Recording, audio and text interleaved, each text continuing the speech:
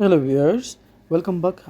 Today we will show you how you install the 8 TV hard disks for K2 receivers. Okay, but it is a K4 receiver. Let's see with the K4.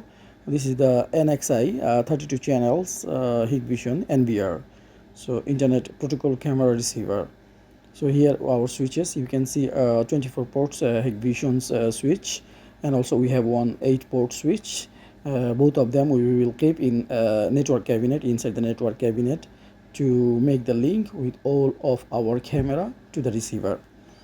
And then it is complete, the 6 cabinets, it's completed. So we will install the cabinet now, and here will be all the our cameras. We are going to make the configuration through IP address. One by one we will choose the IP address according to the client's need, giving the IP address. So here is the IP, our stuff is keeping the IP address for individual cameras.